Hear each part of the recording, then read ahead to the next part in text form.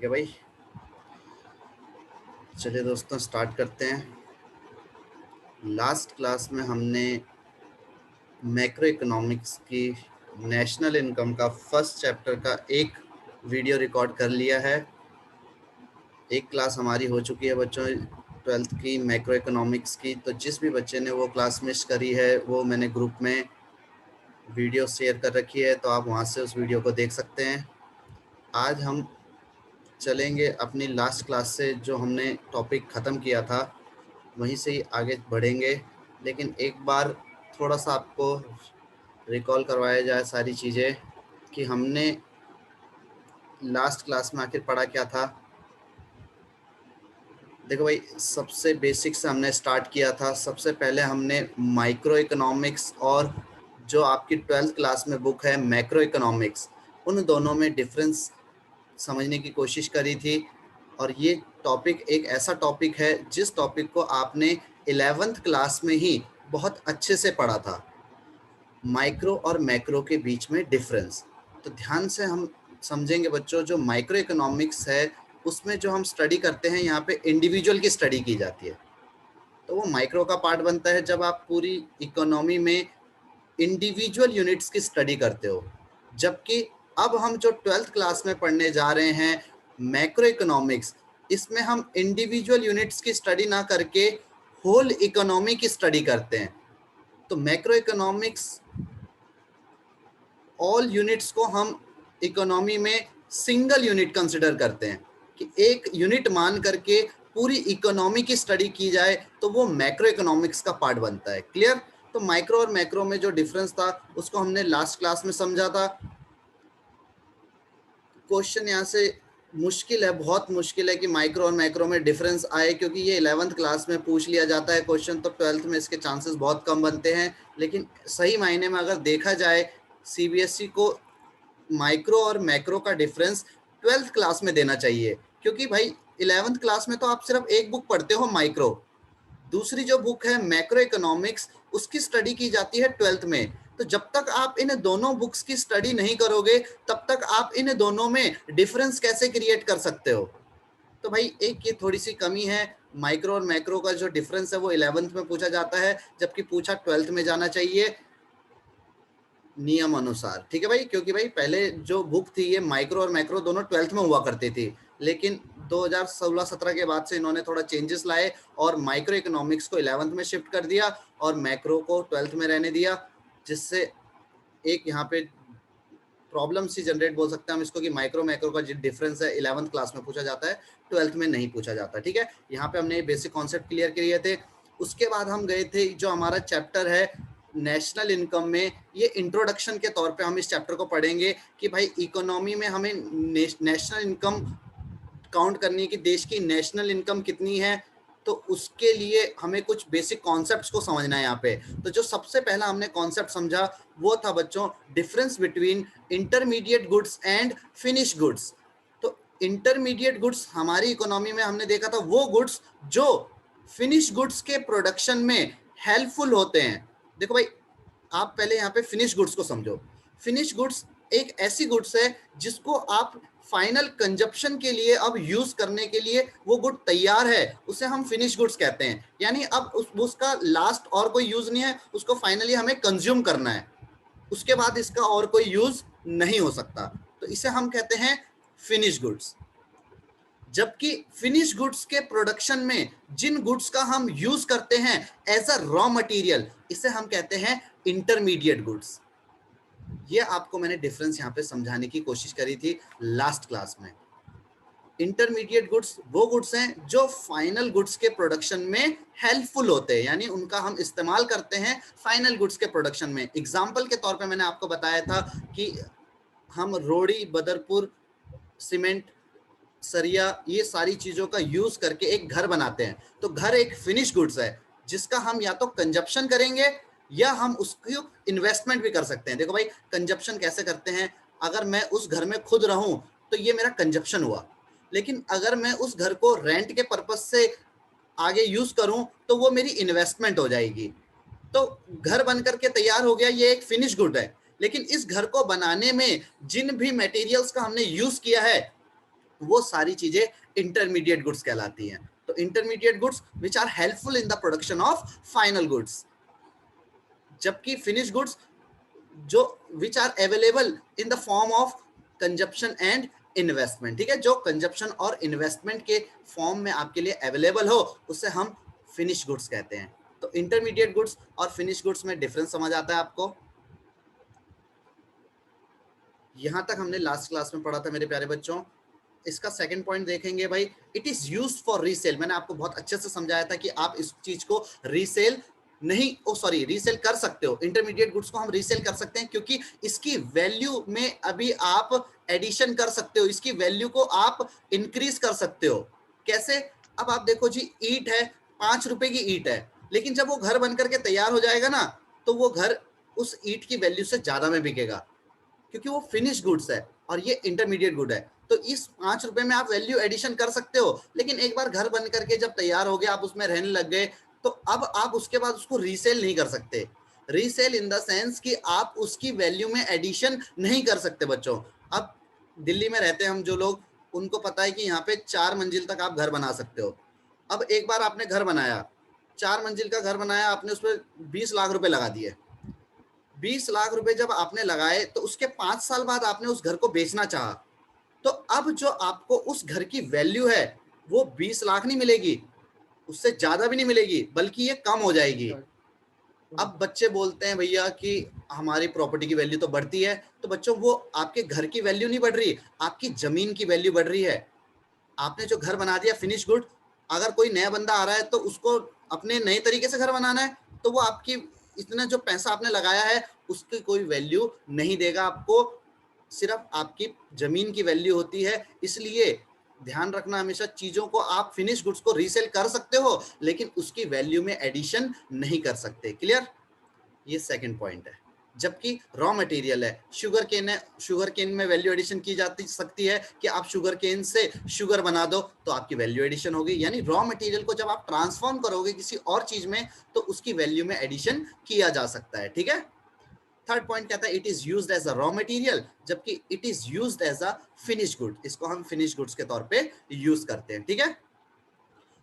Fourth point, they are still within the production boundary, यानी ये अभी अपनी प्रोडक्शन बाउंड्री लाइन के अंदर है। फॉर एग्जाम्पल, आप देखोगे कि आपके पास अगर वो वीट है, गेहूं से आप उसका फर्दर प्रोडक्शन करके उसको फ्लोर बना सकते हो, आटा बना सकते हो भाई, और आटे से दोबारा आगे क्या बन सकती है? रोटी बन सकती है। तो यानी गेहूं से आटा और आटे से रोटी बनने का जो प्रोसेस है, अभी यहां तक ये इंटरमीडिएट गुड है, लेकिन एक बार जैसे ही आपने आटे से रोटी बना ली, तो रोटी अब हो जाएगी फाइनल गुड्स, और वो फाइनल कंज्यूमर उसको कंज्यूम करेगा, या तो खाने के पर्पज से, या कोई होटलियर है तो उसको बेचेगा उसकी इन्वेस्टमेंट के पर्पज से, लेकिन एट लास्ट उसने यूज होना है एज अ कंजप्शन गुड के तौर पे। उसमें अब आप वैल्यू एडिशन नहीं कर सकते। क्लियर?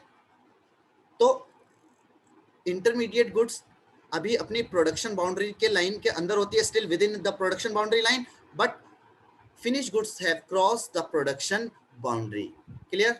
वो अपनी प्रोडक्शन बाउंड्री लाइन को क्रॉस कर चुके हैं, अब इसमें और ज्यादा प्रोडक्शन नहीं होता। तो ये हमने लास्ट क्लास में पढ़ा था, इंटरमीडिएट गुड्स और फिनिश गुड्स। ठीक है भाई? अब आपके सामने कुछ क्वेश्चंस आ रहे हैं नीचे, और आपको बताने हैं इनमें से कौन सा इंटरमीडिएट गुड है और कौन सा फिनिश गुड है। तो अगर आपको समझ आया है टॉपिक, तो आप इसका आंसर दे पाएंगे। जिस बच्चे से मैं पूछूंगा वही इसका आंसर देगा भाई। तो जब मैं बोलूं तब अपना माइक ऑन कर देना, और फालतू में बाकी कोई कमेंट ना करे। क्लियर?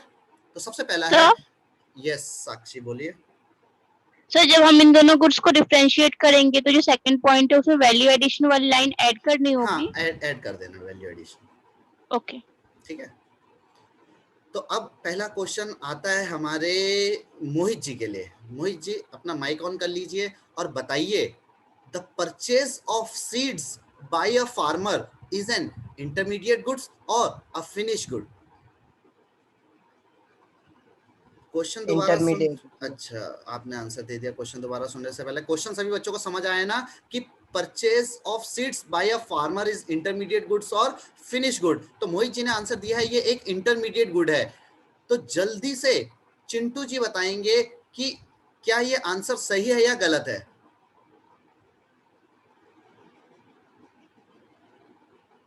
हेलो चिंटू जी, सही है भैया।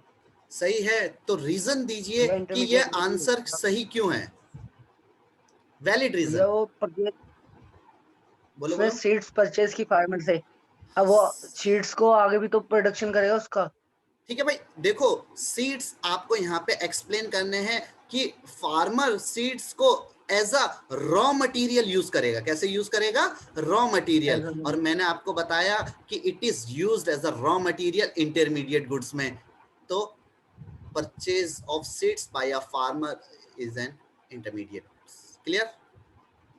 सेकंड पॉइंट है हमारा साक्षी जी से। Sakshi ji, yes sir. Purchase of balloon by a shopkeeper. एक शॉपकीपर बैलून परचेस करता है तो वो इंटरमीडिएट गुड्स हुआ या फिनिश गुड्स हुआ? फिनिश्ड गुड्स होंगे। ये पूछ रहे हैं या बता रहे हैं? बता रही हो। तो भैया हमारी साक्षी जी ने कहा है कि purchase of balloon by a shopkeeper is a finish goods. Ayushi ji, आप साक्षी से सहमत है? Yes sir.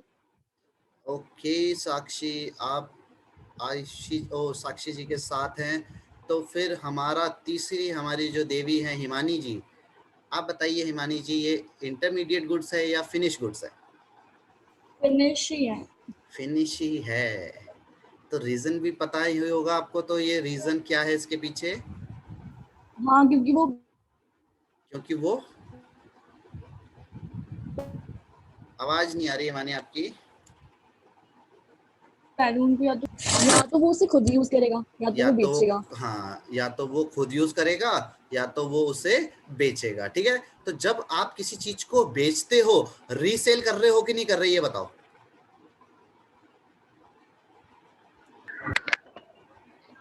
भाई ये गुड्स रीसेल हो रही है नहीं हो रही, जल्दी बताइए आयुषी। आप कोई शॉपकीपर हो और आप जब कोई चीज खरीदते हो तो भाई उसको हम जब रीसेल करते हैं तो रीसेल वैल्यू को आप किस में ऐड करोगे? Intermediate goods. देखो भाई सेकंड पॉइंट ही लिख रखा है डिफरेंस में, it is used for resale. अब खुद सोचो, कभी कोई शॉपकीपर अपनी दुकान में जब कोई प्रोडक्ट खरीद लेके आएगा तो वो क्या अपने लिए लेके आ रहा है उसे? भैया वो उसको बेचने के लिए लाया है। उसे शॉपकीपर इसलिए थोड़ी बोल रहे हैं कि भाई जो भी दुकान में आएगा आपकी चीज वो आप खुद ही यूज कर लोगे। शॉपकीपर चीजें लेता है बेचने के लिए, उसमें वैल्यू ऐड करता है, रीसेल करता है चीजों को। समझ आया? हिमानी, आयुषी और साक्षी, आप तीनों गलत है। आंसर है हमारा इंटरमीडिएट गुड। ठीक है साक्षी? Yes sir. अगला क्वेश्चन हमारे दक्ष जी के लिए। दक्ष जी। जी sir. X ray machine purchase by a hospital. एक हॉस्पिटल के द्वारा एक्सरे मशीन परचेस की गई है तो वो कौन सी गुड होगी? Sir finish good. Finish goods. ठीक है भाई, हर्षित पांडे जी आप बताइए कि आप दक्ष जी से सहमत है, ये फिनिश गुड होगी या intermediate good? Sir finish good होगी भैया। तो हर्षित जी जल्दी से अपना एक वैलिड रीजन बताइए कि एक्सरे मशीन फिनिश गुड क्यों होगी? भैया वो इन्वेस्टमेंट के लिए है।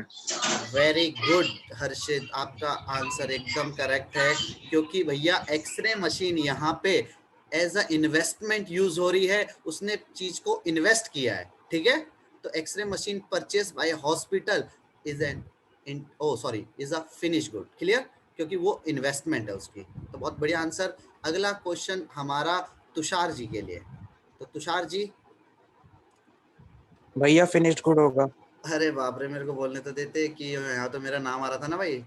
सूरज Chauhan purchase a bike to teach the childrens या स्टूडेंट्स। ठीक है भाई, तो बच्चों को पढ़ाने के लिए सूरज चौहान ने बाइक खरीदी है, तो वो सर ने बताया है फिनिश गुड। तो बबीता जी आप सहमत हैं इनके साथ? Yes sir. तो रीजन भी बता दीजिए क्यों फिनिश गुड होगी ये? क्योंकि फिर वो क्या कहते हैं, वो इन्वेस्टमेंट के लिए वो करा है ना, उन्होंने खरीदा है, उसके बाद वो चिल्ड्रन को पढ़ाएंगे बाइक की मदद से, है ना? Very good. देखो भाई, यहाँ पे फिनिश गुड्स के तौर पे हम इसको यूज कर रहे हैं एज ए इन्वेस्टमेंट। इसका डायरेक्ट पार्टिसिपेशन नहीं है प्रोडक्शन में, क्योंकि भाई बाइक से तो पढ़ाया नहीं जाता, लेकिन बाइक की हेल्प से हम एक जगह से दूसरी जगह जा सकते हैं जल्दी, तो उसमें ये हमारी हेल्प करती है। तो इसको हम एज अ इन्वेस्टमेंट के तौर पे देखेंगे यहाँ पे। लेकिन अगर मैं अपने पर्सनल यूज के लिए भी इसको करता हूँ तब भी ये फिनिश गुड्स ही है, क्योंकि मैं इसको कंज्यूम कर रहा हूँ, ठीक है? तो आपके रीजन इन्वेस्टमेंट कंजप्शन दोनों ही हो सकते हैं, लेकिन बेसिकली यहाँ पे बच्चों के लिए बताया जा रहा है, तो वो हमारी क्या है, इन्वेस्टमेंट है, ठीक है? तो आपको बहुत अच्छे से समझ आ गया होगा कि कौन सी गुड इंटरमीडिएट गुड होती है और कौन सी फिनिश गुड्स होती है। क्लियर? चले भाई अगले टॉपिक पे चलें। जी सर।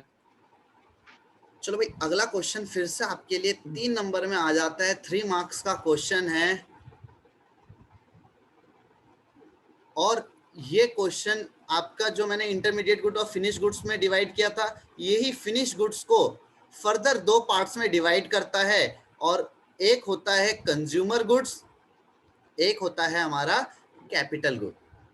अभी मैंने ऊपर डेफिनेशन में बताया फिनिश गुड्स की, कि वो गुड्स जो या तो आपके कंजप्शन के तौर पे यूज आती है आपको, या तो आप उसे कंजप्शन के लिए यूज करते हो, और या उसे इन्वेस्टमेंट पर्पस से यूज करते हो। तो ये 2 तरह की गुड्स हो गई। तो उन्हीं को ही हम फर्दर क्लासिफाइड करते हैं कंज्यूमर गुड्स में और कैपिटल गुड्स में। क्लियर? तो सबसे पहला आता है आपका कंज्यूमर गुड्स। कंज्यूमर गुड्स कौन सी गुड्स है? तो बच्चों, कंज्यूमर गुड्स बेसिकली वो गुड्स हैं जो आपकी वांट्स को सेटिस्फाइड करती है डायरेक्ट। देखो भाई, the item that consumer buy for their own satisfactions are called consumer goods. यानी जो आपकी डायरेक्ट वांट्स को सेटिस्फाइड करती है, उन गुड्स को हम कंज्यूमर गुड्स कहेंगे। कि भाई आपको भूख लगी, आपने एक ब्रेड लिया, खा लिया, तो आपकी डायरेक्ट वांट सेटिस्फाइड हुई, तो ये कंज्यूमर गुड है। उससे कुछ फर्दर प्रोडक्शन नहीं हुआ, उससे आपकी वांट सेटिस्फाइड हुई। आपको प्यास लगी, आपने पानी पी लिया, आपकी एक कंज्यूमर गुड हो गई।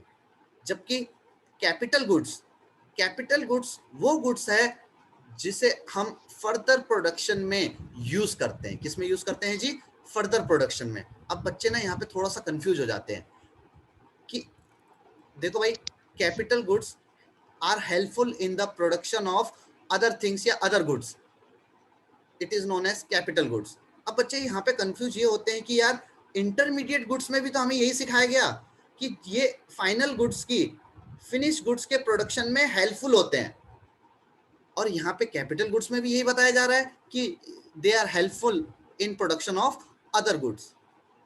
दोनों में डिफरेंस क्या है? दोनों में डिफरेंस ये है बच्चों, intermediate goods as a raw material use होते हैं। किसकी तरह पे यूज होते हैं बच्चे? ये रॉ मटेरियल, कच्चा माल के तौर पे ये इस्तेमाल में लाए जाते हैं। जबकि capital goods as a finish goods के तौर पे कुछ नई चीज को, जैसे ये रॉ मटेरियल है, इसी रॉ मटेरियल को ट्रांसफॉर्म करने में हेल्पफुल होते हैं। तो दोनों प्रोडक्शन में हेल्पफुल है, एक रॉ मटेरियल के तौर पे और दूसरा मशीन के तौर पे, जिससे उस रॉ मटेरियल को कन्वर्ट किया जाता है फिनिश गुड्स में। तो दोनों ही गुड्स प्रोडक्शन में यूज होते हैं, एक एज अ रॉ मटेरियल और दूसरा एज अ फिनिश गुड्स। समझ में आया दोनों में डिफरेंस? कंफ्यूज मत हो जाना कि इंटरमीडिएट गुड्स और कैपिटल गुड्स सेम है। एक रॉ मटेरियल है, एक फिनिश गुड है, लेकिन एक से सीधा चीजें ट्रांसफॉर्म हो रही हैं, कैपिटल गुड से दूसरी नई चीज बना रहे हो, और जबकि ये रॉ मटेरियल जो होता है ये खुद ही ट्रांसफॉर्म होकर के कुछ नई चीज बन जाता है। फॉर एग्जांपल ये शुगर केन है, एक शुगर केन है भाई, इसको हम अगर प्रोसेस से गुजारें, किसी मशीन से निकालें इसको, तो ये शुगर केन आपका इंटरमीडिएट गुड है, और ये जो मशीन है आपकी, ये आपकी कैपिटल गुड है। तो भाई ये भी प्रोडक्शन के दौरान यूज हो रही है, ये भी रॉ मटेरियल के तौर पे यूज हो रहा है। बट जो कैपिटल गुड है वो दूसरी गुड्स के प्रोडक्शन में हेल्पफुल है, कि वहां पे उनका यूज किया जाता है प्रोडक्शन के टाइम पे, और इसको हम एज ए यूज करते हैं रॉ मटेरियल। बस इतना सा डिफरेंस याद रखना आपको इंटरमीडिएट गुड्स और फिनिश गुड्स में। और फिनिश गुड्स का कौन सा पार्ट? कैपिटल गुड्स, ठीक है। कंज्यूमर गुड तो सिंपल है कि भाई जो चीज हम खरीदते हैं अपनी सेटिस्फैक्शन के लिए, अपनी वांट्स को सेटिस्फाइड करने के लिए, उसे हम कंज्यूमर गुड कह रहे हैं। लेकिन कैपिटल गुड्स वो गुड्स हैं जो फर्दर प्रोडक्शन में यूज होती हैं, ठीक है। डिफरेंस समझ आया? जल्दी से हाँ या ना में जवाब दीजिए। यस सर, आ गया। आगे भैया। सेकंड पॉइंट देखो भाई, कोई भी कंज्यूमर गुड है, income is not obtained from these items. In item से हम इनकम ऑब्टेन नहीं कर सकते कि भाई ये कंज्यूमर गुड है, उससे इनकम नहीं ऑब्टेन की जा सकती। कैसे? मैंने अगर ब्रेड है मेरे पास, तो उस ब्रेड को मैं खाऊंगा ही भाई, उससे क्या इनकम ऑब्टेन करूंगा? तो वो मेरे लिए फिनिश गुड है, उससे इनकम ऑब्टेन नहीं की जा सकती। जबकि कैपिटल गुड से इनकम ऑब्टेन की जा सकती है। ध्यान रखिएगा भैया। कैसे? मशीन है कोई भी, उस मशीन का हम जब यूज करते हैं तो वो फर्दर प्रोडक्शन में यूज हो रही है। एक सिंपल सा छोटा सा एग्जांपल लेंगे भाई, एक ही चीज के बारे में समझेंगे। यहाँ पे एक मशीन है, एक सिलाई मशीन। अगर मैं इस सिलाई मशीन का यूज करता हूँ अपने घर में, अपने पुराने फटे कपड़े सिलने के काम आ रही है मेरे ये मशीन, तो उस टाइम पे ये मेरे लिए कोई इनकम ऑब्टेन करके नहीं दे रही भाई, मैं अपने कपड़े सिल रहा हूँ इससे और किसी के नहीं। लेकिन अगर यही मशीन यूज होती है टेलर के पास, तो वो इससे इनकम ऑब्टेन करेगा। तो भाई कैपिटल गुड्स हैं तो उससे इनकम ऑब्टेन की जाती है, और कंज्यूमर गुड है तो उससे इनकम ऑब्टेन नहीं की जा सकती। ये सिंपल सा डिफरेंस है कि भाई आप अपने यूज में जिस चीज को ला रहे हो उससे आप इनकम नहीं कमा सकते। क्लियर? समझ आता है? कंज्यूमर गुड है, कंज्यूमर गुड बेसिकली अवेलेबल होगी किसके पास? कंज्यूमर के पास। और प्रोड्यूसर गुड है, सॉरी कैपिटल गुड है तो वो अवेलेबल होती है प्रोड्यूसर के पास। तो ये सिंपल सा डिफरेंस है भाई, कंज्यूमर के पास कंज्यूमर गुड होगी, प्रोड्यूसर के पास कैपिटल गुड्स होगी। क्लियर? अगर आप कंज्यूमर गुड्स में पैसा खर्च करते हो, पैसा इन्वेस्ट करते हो, तो इसे हम कंजप्शन एक्सपेंडिचर कहते हैं। क्या कहते हैं इसे? फोर्थ पॉइंट अगर आप ऐड करना चाहो तो it is also known as consumption expenditure. Expenditure on it will known as consumption expenditure. जबकि अगर आप कैपिटल गुड्स पे पैसा खर्च करते हो तो ये आपकी इन्वेस्टमेंट एक्सपेंडिचर होती है। कौन सी एक्सपेंडिचर होती है भाई? Investment expenditure. क्योंकि आप अपनी प्रोडक्शन में इन्वेस्टमेंट कर रहे हो। कि मान लो भाई मैं टेलर हूं, तो मेरे पास एक मशीन थी, अगर मैंने एक और नई मशीन ले आया तो मेरा इन्वेस्टमेंट हो गया। कि पहले मेरे पास सिर्फ एक मशीन थी, अब मेरे पास 2 मशीन हो चुकी है, ये मेरा इन्वेस्टमेंट है। इसे हम इन्वेस्टमेंट एक्सपेंडिचर के तौर पे समझते हैं। तो भाई 3 पॉइंट थे यहाँ पे, मैंने आपके लिए चौथा पॉइंट भी ऐड कर दिया है कि यहाँ पे कंजप्शन एक्सपेंडिचर होता है पैसा अगर खर्च कर रहे हो आप, और यहाँ पे इन्वेस्टमेंट एक्सपेंडिचर होता है। क्लियर?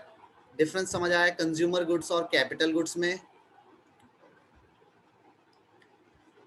जी सर लास्ट पॉइंट दोबारा बता दीजिए। कि भैया मैं कंज्यूमर गुड्स पे पैसा खर्च कर रहा हूँ तो वो कंजप्शन एक्सपेंडिचर हुआ, लेकिन मैं कैपिटल गुड्स पे पैसा खर्च कर रहा हूँ तो वो मेरा इन्वेस्टमेंट एक्सपेंडिचर हुआ। क्योंकि भैया आप कोई मशीन खरीदते हो तो वो आपकी इन्वेस्टमेंट होती है। मैं ट्यूशन पढ़ाता हूँ, मेरे ट्यूशन में 50 चेयर रखी हुई हैं, अगर मैं इसमें 50 चेयर और ऐड कर दूं तो मेरी 50 चेयर जो एडिशनल ऐड की है ये मेरी इन्वेस्टमेंट है। ये मैंने पैसा लगाया है कि भाई 50 बच्चे और बैठ सकें उस बैच में, तो ये एक तरह से इन्वेस्टमेंट एक्सपेंडिचर हुआ मेरा। क्लियर? समझ आया Sakshi? Yes sir, clear. Yes sir, clear है। बाकी सबको भी समझ आ गया होगा आई होप।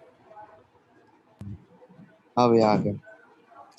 चलिए भाई, पेपर में क्वेश्चन आ जाता है भाई बहुत बार, बहुत आराम से समझेंगे इस पॉइंट को।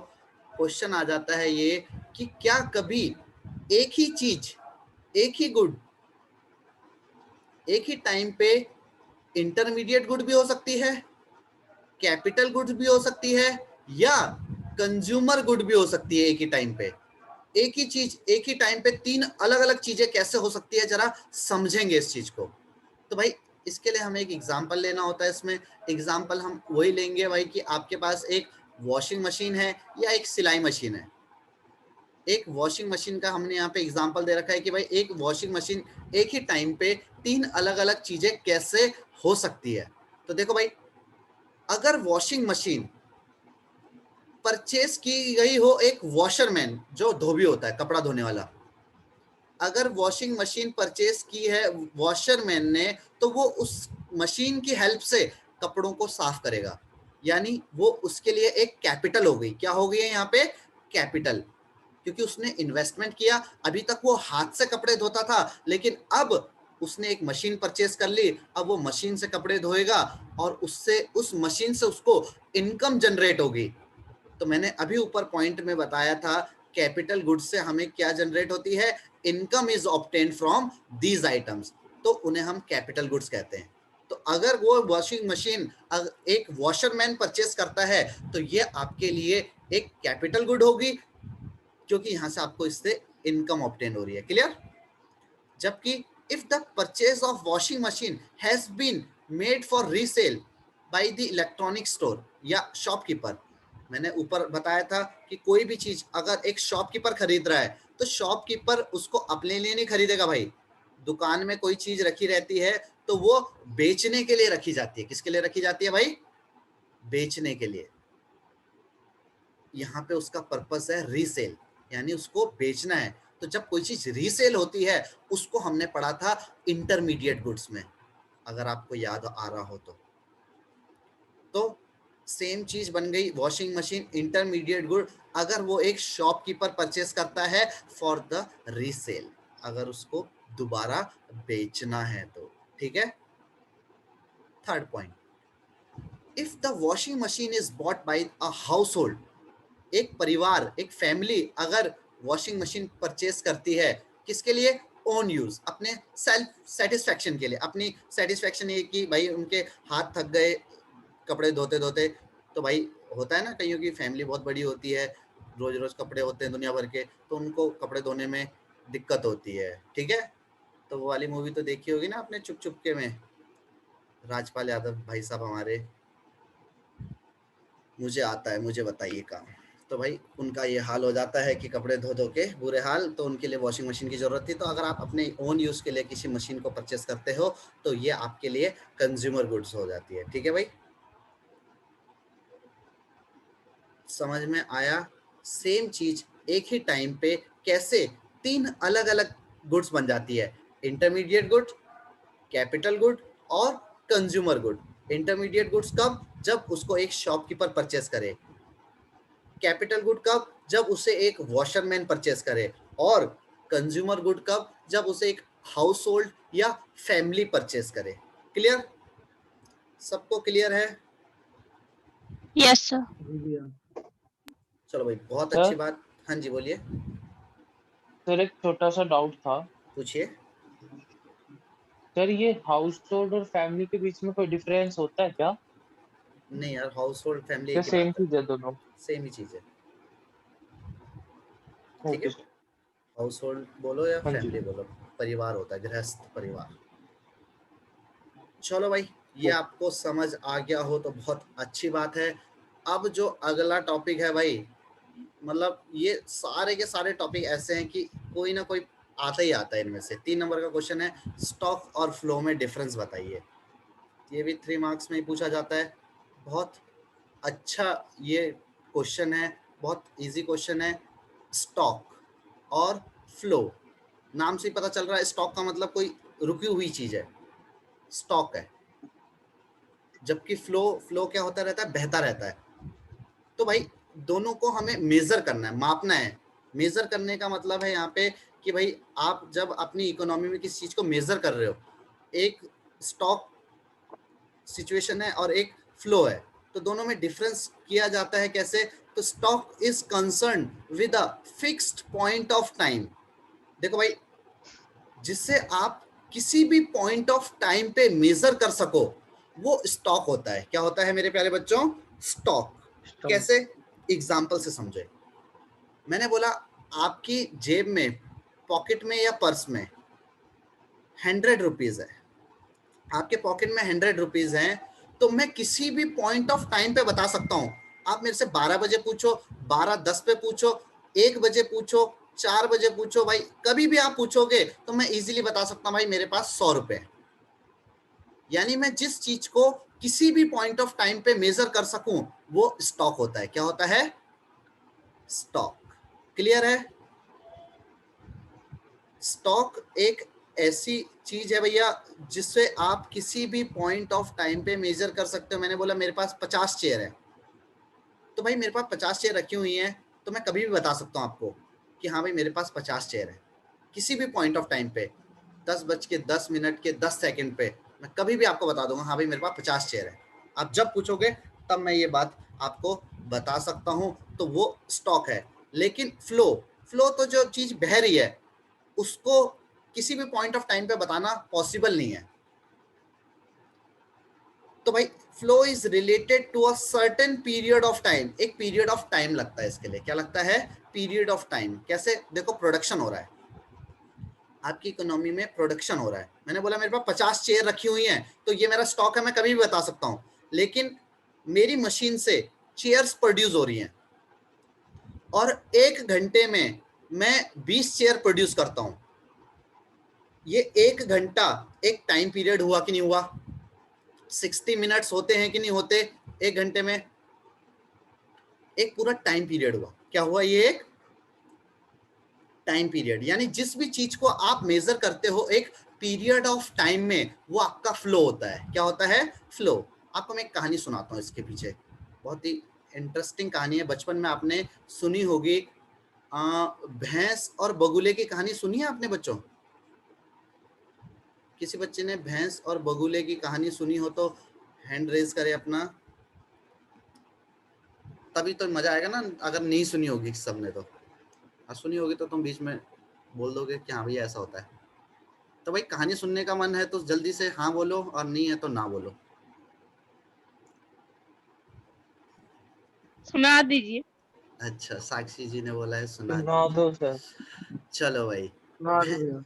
भैंस और बगुले की कहानी सुनते हैं भैया। आपको पता है भाई भैंस जो है 4 पैर वाले जानवर होते हैं और बगुले आपके पंछी प्रजाति का होता है भाई।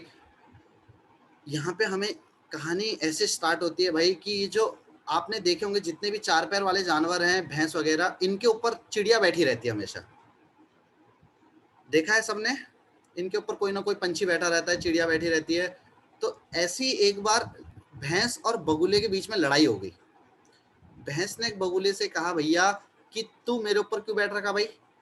बगुले ने बोला यार कि इसमें तेरा नुकसान क्या हो रहा है? कौन सा मेरा इतना वजन है कि तू पिचक जाएगा?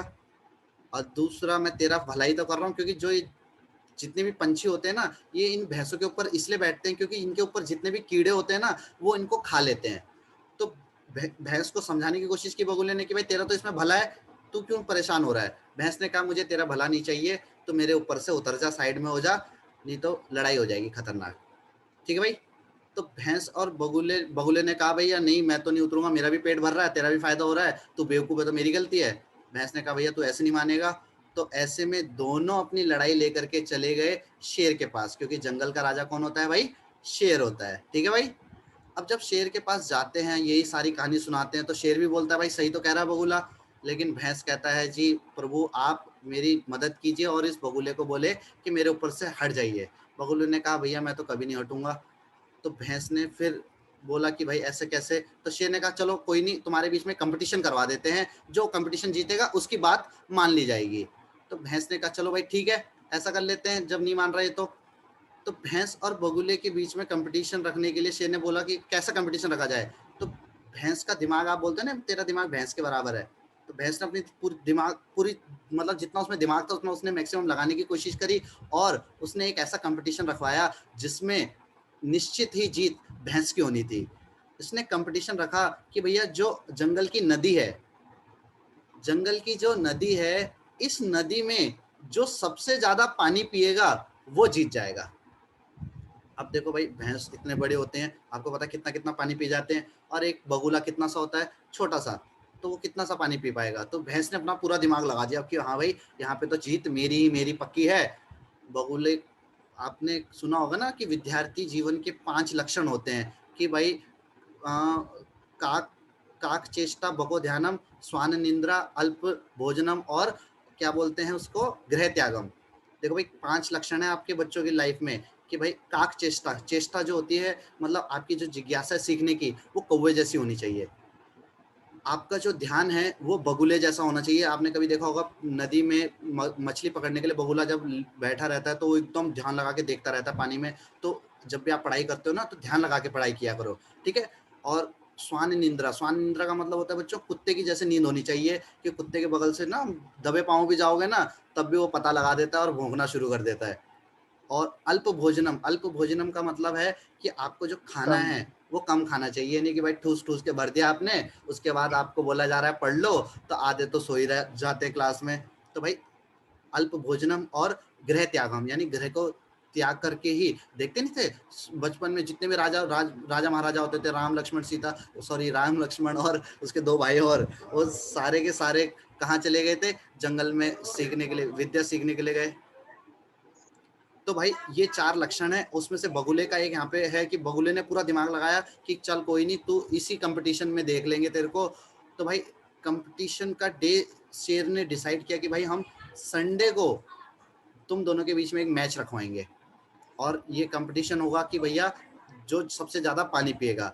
इसके लिए भैंस जो थी उसने अपने सारे जो 4 पैर वाले जानवर होते हैं, जिसमें गाय वाय जितने भी आपको 4 पैर वाले जानवर मिलते हैं शाकाहारी, उन सबको अपनी साइड बुला लिया। और बगुले ने जितने भी पंछी प्रजाति थी, जितने भी पक्षी थे, उन सबको बगुले ने अपनी साइड बुला लिया। तो सोचो एक अकेली भैंस कितना पानी पीती है, और सारे जानवर जब आ जाएंगे तो वो कितना पानी पिएंगे, और ये पंछी तो छोटे छोटे से हैं।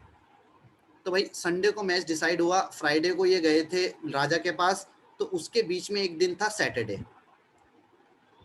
अब आप बताइए संडे को जो मैच हुआ होगा, उस मैच में कौन जीता होगा? कौन बच्चा बताएगा? बगुला। बगुला। और कोई बताओ भाई, कौन जीता होगा? बबीता जी, हर्षित, दक्ष, साक्षी, हिमानी, आयुषी, मोहित, तुषार, कौन जीता होगा आपके हिसाब से? जरा सा वोटिंग हो जाए। हाँ भाई जल्दी बताओ। बगुला ही जीता होगा। सर बगुला ही जीता होगा है, तो मतलब कोई सस्पेंस ही नहीं है। सस्पेंस ये है बच्चों कि आखिर वो जीता कैसे। सबको पता है बगुला ही जीता, लेकिन जीता कैसे उसके लिए बगुले ने अपना दिमाग लगाया बच्चों। बगुले ने क्या किया, संडे को मैच था, रिजल्ट आया, सारे जो ये बगुला था वो जीत गया। तो भाई होता नहीं है कि मूवी चलती है तो एकदम आगे का सीन दिखा के फिर पीछे दिखाते हैं कि हाँ भाई इस बीच में हुआ क्या क्या था। तो उसके बीच में जो दिन था वो था सैटरडे, और सैटरडे को पूरा दिन बगुला इस नदी के पास बैठा रहा। इस नदी के पास बैठ करके उसने देखा कि इस नदी में हाई टाइड और लो टाइड कब आता है। हाई टाइड और लो टाइड सबको पता है बच्चों, पानी एक बार दिन में ऊपर उठता है और एक बार नीचे दिन में गिरता है, ठीक है भाई। तो पूरे दिन वो सैटरडे को यही देखता रहा कि भाई इसमें हाई टाइड और लो टाइड कब आ रहा है। और जब संडे को मैच हुआ तो एक तरफ थी भैंस की 4 पैर वाली प्रजाति और दूसरी तरफ पक्षी जितनी भी प्रजाति थी। तो भाई कंपटीशन में हुई बात कि हाँ भाई चलो भैंस तुम पानी पीना शुरू करो। तो भाई पक्षी जाति ने बोला कि भाई भैंसों को पानी पियो, लेकिन भैंसों ने कहा भाई हमने पीना शुरू किया तो तुम्हारे लिए खत्म हो जाएगा, तो तुमने जितना पीना थोड़ा बहुत पक्षी तुम पी लो। लेकिन बगुले ने कहा नहीं बेटा, ये तुम्हें वक्त बताएगा, तुम पानी पीना शुरू तो करो, मत छोड़ना वाले पानी। तो जैसी भैंसों ने पानी पीना शुरू किया भैया इस नदी में, तो पानी का जो लेवल है वो धीरे धीरे इंक्रीज होना शुरू हो गया। क्यों? क्योंकि इस टाइम पे आ रहा था हमारे नदी में हाई टाइड, पानी ऊपर चढ़ना शुरू हुआ। भाई ये देख के सब लोग चौंक गए कि यार इतना पानी पी रहे हैं तब भी पानी ऊपर नीचे गिरने की जगह ऊपर उठ रहा है। और जब बारी आई पक्षी प्रजाति की, तो जैसे ही इनकी बारी आई भैया तब आ गया क्या, लो टाइड। और इन्होंने सिर्फ एक्टिंग करी नदी में चोंच डुबाने की, और सारा पानी नीचे चला गया। तो यहाँ पे जीते कौन? बगुले की प्रजाति। लेकिन इस पता नहीं यही वाला तो। इस पूरी कहानी का सार ये है बच्चों कि ये जो नदी है, इस नदी में जो पानी बह रहा है, आप इसे किसी भी पॉइंट ऑफ टाइम पे मेजर नहीं कर सकते कि आप 12 बजे जाओ और देखो जी नदी में कितना पानी है, तो 1 बजे उतना नहीं रहेगा, चेंज होता रहेगा। इसके लिए हमें एक पीरियड ऑफ टाइम चाहिए। उसने पूरा दिन सैटरडे को देखा उस नदी में कितना कितना पानी कब कब रहता है। तो जिस भी चीज को आप एक पीरियड ऑफ टाइम पे मेजर करते हो वो बनता है आपका फ्लो, और जिसे आप एक पॉइंट ऑफ टाइम पे मेजर करते हो वो बनता है स्टॉक। तो ये कहानी आपके लिए कोई फालतू की कहानी तो थी नहीं। क्यों साक्षी, टाइम वेस्ट तो नहीं हुआ ना आपका कहानी सुन के? समझ में आया सबको कि स्टॉक और फ्लो में क्या डिफरेंस है? जी भैया। साक्षी की आवाज बड़ी खतरनाक आ रही है, मत निकाल साक्षी ये आवाज। गिटार। जी सर। ठीक है भाई, तो स्टॉक का मतलब किसी भी पॉइंट ऑफ टाइम और फ्लो का मतलब किसी भी पीरियड ऑफ टाइम पे चीजों को मेजर करना।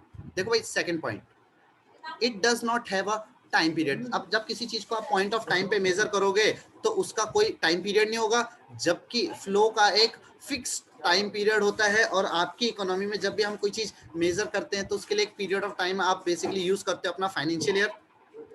प्रोडक्शन होता है 1 अप्रैल से 31 मार्च तक, तो ये पूरा एक टाइम पीरियड है जो यूज होता है आपकी किसी भी चीज के प्रोडक्शन में हो चाहे किसी भी चीज में हो।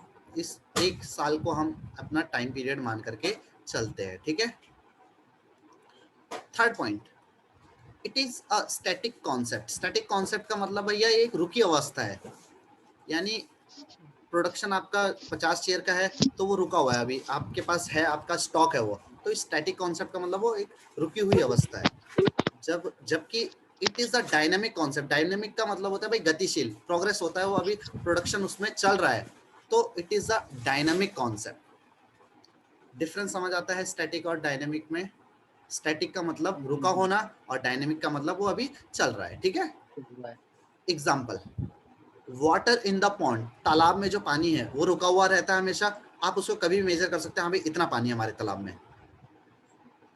पॉपुलेशन ऑफ वन कंट्री, एक कंट्री की पॉपुलेशन। अब बच्चों ना यहाँ पे थोड़ा सा डिस्प्यूट अराइज हो जाता है, बच्चे कंफ्यूज हो जाते हैं यहाँ पे कि हर एक देश की पॉपुलेशन को हम कैसे एक पॉइंट ऑफ टाइम पे मेजर कर सकते हैं।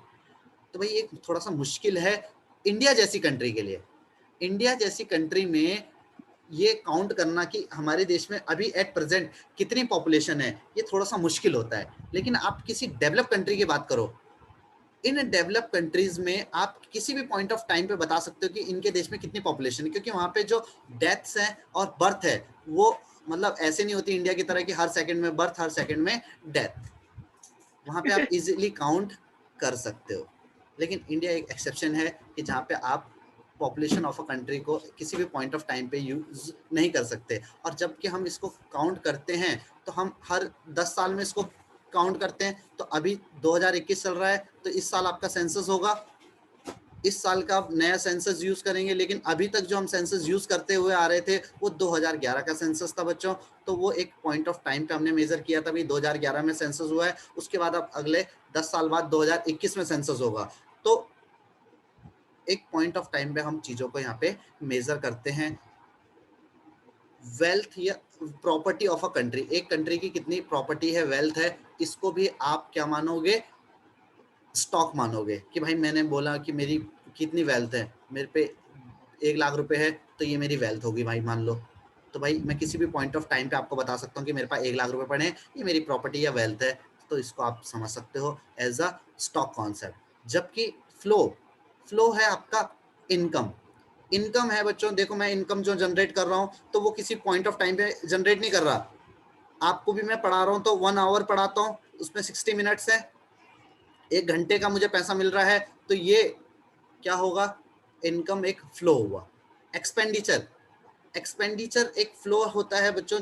मैं पैसा खर्च करता हूँ तो किसी पॉइंट ऑफ टाइम पे नहीं खर्च करता, एक पीरियड ऑफ टाइम चाहिए होता है कि भाई मैंने 500 रुपये लिए तो भाई उसको मैं अलग अलग जगहों पे खर्च कर रहा हूँ। एक्सपेंडिचर, कुछ बच्चे बोलेंगे भैया मैं 500 रुपये एक ही बारे में खर्च करूंगा, तो उसके लिए भी एक टाइम पीरियड चाहिए होगा आपको, ठीक है भाई। पॉइंट ऑफ टाइम पे कभी भी पैसा खर्च नहीं किया जा सकता।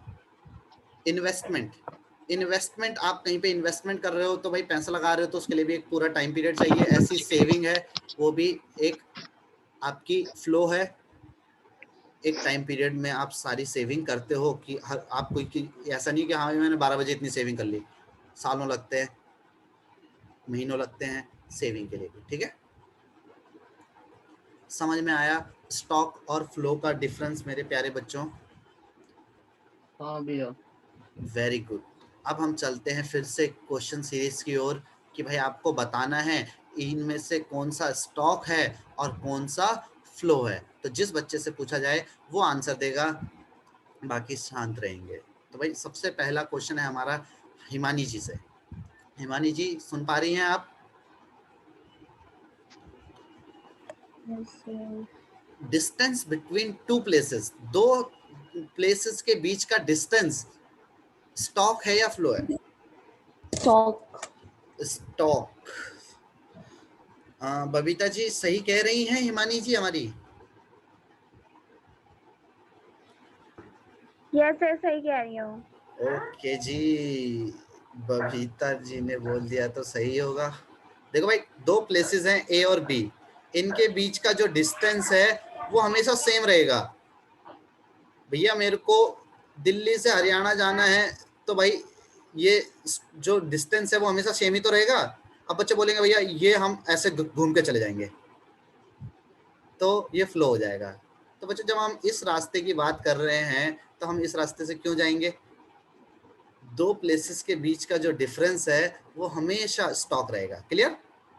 सेकंड क्वेश्चन है भैया,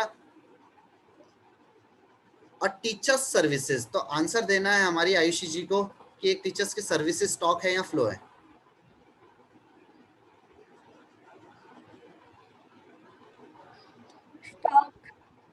स्टॉक। आयुषी? हाँ आयुषी, आपका आंसर स्टॉक है। वो सेम ही रहेंगी। वो सेम ही रहेंगी। साक्षी जी, क्या आप आयुषी जी से सहमत हैं कि एक टीचर्स की सर्विसेज स्टॉक है या फ्लो है? फ्लो है सर। फ्लो है। क्यों है हाँ, फ्लो? आपने अभी तो एग्जाम्पल में बताया था। हाँ, मैंने अभी तो एग्जाम्पल में बताया था बच्चों कि मैं आपको सर्विस दे रहा हूं, तो क्या मैं किसी पॉइंट ऑफ टाइम पे आपको सर्विस दे रहा हूं? ये सर्विस एक पीरियड ऑफ टाइम पे दी जाती है बच्चों, एक फिक्स पीरियड ऑफ टाइम है। आपको रोज क्लास होगी 12 से 1, ये पीरियड ऑफ टाइम है। तो जब भी कोई चीज, चाहे टीचर हो, चाहे डॉक्टर हो, चाहे कोई हो, वो जो आपको सर्विस देगा वो सर्विसेज एक पीरियड ऑफ टाइम पे दी जाएगी। आपको डॉक्टर जाके सीधा चेक ऐसे थोड़ी करता है, टाइम लेता है ना पूरा, 10-15 मिनट, 2-4 मिनट आपके मुंह में थर्मामीटर डाल के रखेगा, फिर आपकी पल्स चेक करेगा, सारी चीजें चेक करता रहता है। सर्विसेज जो होती हैं वो फ्लो होती हैं, क्योंकि आप इस चीज को एक पीरियड ऑफ टाइम पे मेजर करते हो। क्या किस में मेजर करते हो भाई? एक पीरियड ऑफ टाइम पे।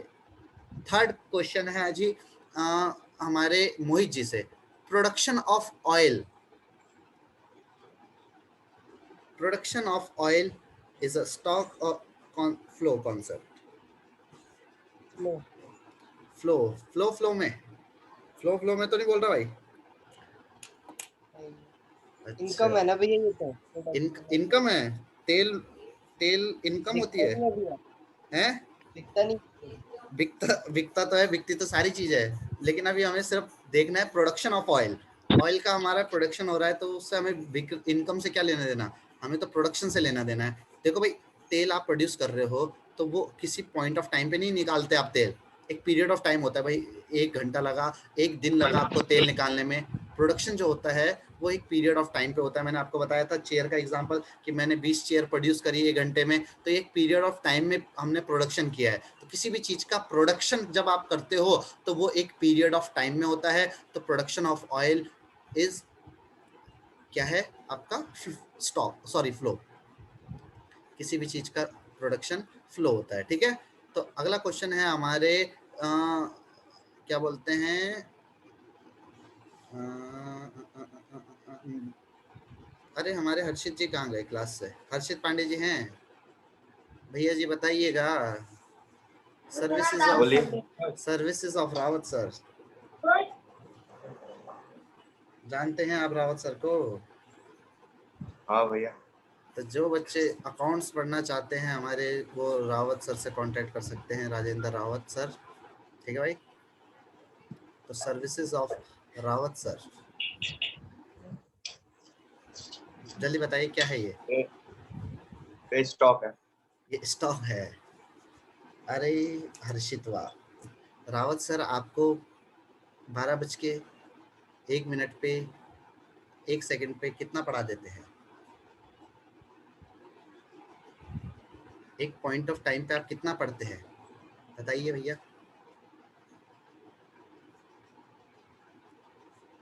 हर्षित जी, आपकी क्लास 1 घंटे की होती है या हाँ होती है ना? हाँ तो जब वो आपकी घंटे की क्लास ले रहे हैं तो वो अभी ऊपर समझाया कि एक टीचर्स की सर्विसेज एक फ्लो कॉन्सेप्ट है, ध्यान नहीं है क्लास में भाई, पीटेंगे बहुत बुरी तरह से आपको। ऑनलाइन मार खाए हैं कभी? है भैया। चिंटू जी, अगला क्वेश्चन है आपसे, स्पेंड ऑफ ₹100, एक्सपेंडिचर बोल सकते हो आप, स्पेंड बोल सकते हो, ऑफ ₹100 स्टॉक है या फ्लो है? जल्दी बताइए। भाई स्टॉक है। ये वेरी गुड चिंटू जी, कहाँ थे आप अभी तक? चिंटू जी ने कहा भैया 100 रुपए का खर्चा, 100 रुपए आप खर्च कर रहे हो, वो स्टॉक कॉन्सेप्ट है। तो तुषार जी, आप इनसे सहमत हैं, एग्री करते हैं? भैया फ्लो कॉन्सेप्ट होगा। फ्लो कॉन्सेप्ट है। अरे तो फिर अब मैं किसकी मानूं? चिंटू वर्सेस तुषार हो गया है। तो कौन जीत रहा है चिंटू आपके हिसाब से? आप ही बता दीजिए। चिंटू जी, अच्छा आपको पता ही नहीं है, तो कौन बताएगा हमारी क्लास में कि ये स्टॉक है या फ्लो है? कोई बच्चा बच गया है जिसने आंसर ना दिया हो? आप ही बता दो। मैं तो बताऊंगा ना। कोई बच्चा हो हमारी क्लास में होनहार, समझदार, जो इसका आंसर देना पसंद करे। भाई स्टॉक है। स्टॉक है। अरे बाबू हर्षित, तुम दोनों प्रधान के ही हो ना? प्रधान एनक्लेव वाले ही हो तुम दोनों, एक जैसे हो रहे हो। और कोई है भाई?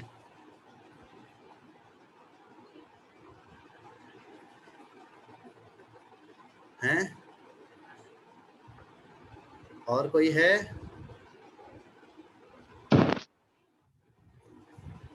मोहित, बबीता, तुषार, कोई? तुषार ने तो बताया है फ्लो है। तो देखो भाई, ये आंसर है क्या? सिंपल सा, 100 रुपए खर्च कर रहे हो तो 100 रुपए खर्च किसी भी पॉइंट ऑफ टाइम पे नहीं होते भाई। चिंटू जी, आपको 100 रुपए खर्च करने के लिए दूंगा तो भाई एक पीरियड ऑफ टाइम लगेगा उसके लिए, कि आप जा करके कोई चीज खरीदोगे, लोगे, एक समय लगता है। आप किसी भी पॉइंट ऑफ टाइम पे नहीं बता सकते कि मैंने इतने रुपए खर्च दिए, उसके लिए एक पीरियड ऑफ टाइम चाहिए। लेकिन आपकी जेब में 100 रुपए हैं, 100 रुपए इसका नोट है, उसको आप किसी भी पॉइंट ऑफ टाइम पे बता सकते हो कि भाई मेरे पास 100 रुपए हैं। समझ आया? हाँ भैया। तो भाई ये आंसर है, हो गया फ्लो और फिफ्थ हो गया स्टॉक। हाँ ये हो गया भैया हमारा फ्लो और ये हो गया हमारा स्टॉक, क्योंकि आप किसी भी पॉइंट ऑफ टाइम पे ये बता सकते हो कि मेरे पास इतने रुपए हैं। क्लियर? सबको समझ में आया भाई? सबको समझ में आता है तो बहुत बढ़िया। और आज के लिए हमारी क्लास यहीं तक रहेगी। नेक्स्ट क्लास में हम इससे आगे पढ़ेंगे। अगर किसी बच्चे को छोटा सा भी डाउट है तो वो मेरे से पर्सनल मैसेज में भी पूछ सकता है, अपने डाउट्स क्लियर कर सकता है। ठीक है भाई? और मैं आपको इस चैप्टर के मैंने नोट्स वैसे तो भेज दिए हैं, आयुषी आपको मैं ये नोट्स सेंड कर दूंगा, तो आप एक बार घर में इन सब चीज़ों को रिवाइज कर भैया लीजिएगा। ग्रुप में डाल देना एक बार। हाँ जी सर, डाल देंगे ग्रुप में। ठीक है? तो बच्चों सर ये, हाँ ये वीडियो भी मैं रिकॉर्ड करके ग्रुप में डाल दूंगा, कोई दिक्कत नहीं है। बोलिए दक्ष। सर वो रिकॉर्डिंग ग्रुप पे ही आएगी क्या व्हाट्सएप पे? रिकॉर्डिंग, ये रिकॉर्डिंग मैंने डाल तो दी थी ग्रुप हाँ। में। सर एक्चुअली मैंने चेक नहीं करी, मेरे को दिखी नहीं थी, पता नहीं यार, चेक करियो, मेरे को तो दिख रही है ग्रुप में जो मैंने लास्ट क्लास ली थी। शायद मैंने तेरे को उसके बाद ऐड किया हो, मैं भेज दूंगा आपको, वो कोई दिक्कत नहीं। ठीक है? ठीक है सर। ओके, थैंक यू बच्चों, बाय बाय।